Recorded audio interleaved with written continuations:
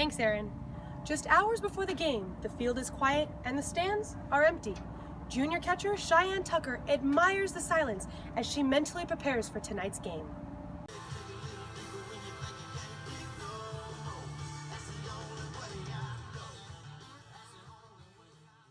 It's really difficult, honestly, but at the same time, it's the only thing I've ever known. I've never really known how to play while having full hearing. But the hardest part, I think, is during games, because with all the excess noise that's going on and like everyone screaming different things, like I can't focus in on one specific thing that's happening, and so everything's just like a big blur, basically. And so I really have to, eye contact is huge, and thank goodness I can read lips well. With us here, using the armbands is like a saving grace to me, because it's so much easier to just look at numbers and be able to look down and see, rather than like trying to hear coaches talk and like that kind of thing. Having like pop-ups behind home plate is really difficult. I just have to look straight up, or else I'll like trying to depend on other people to tell me where a ball is, or like what's going on. I can't hear anything, so I guess that hitting wise it helps a little, honestly, because it lets me focus in on the actual pitching and like rather than everyone screaming in the background. But defensively it's definitely really hard.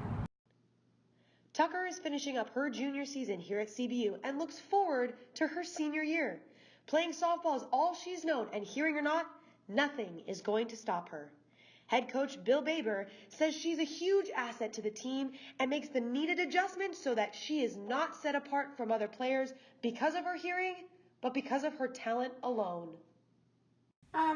So, you know, we've battled with hearing issues with Cheyann pretty much her entire life.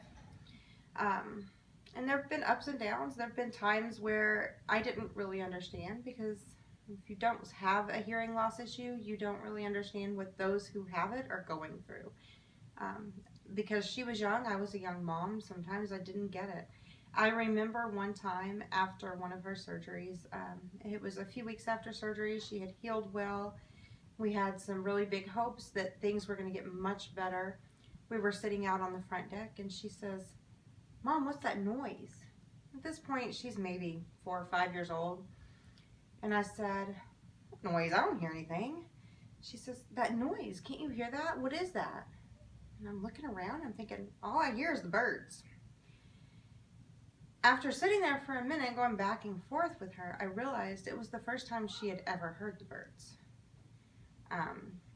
That was a kind of a difficult minute for me, because then you realize all of the things that she's missed out on in life and hasn't heard unto that point. And shortly after that is when Cheyann began to play softball.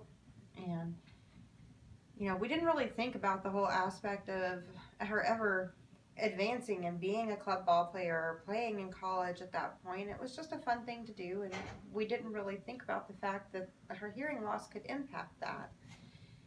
And so she just went out on the field and did what she did, except for when it was too hot and she walked off the field because she was sweating and her hair was messed up. She didn't like that much.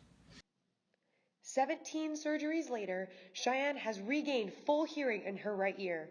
She continues to persevere and excel on the field despite being completely deaf in her left.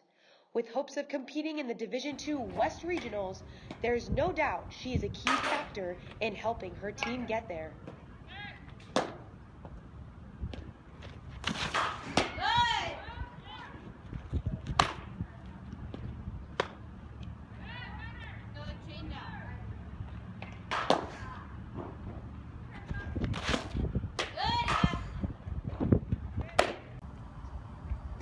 For Lancers TV, I'm Caitlin Lloyd.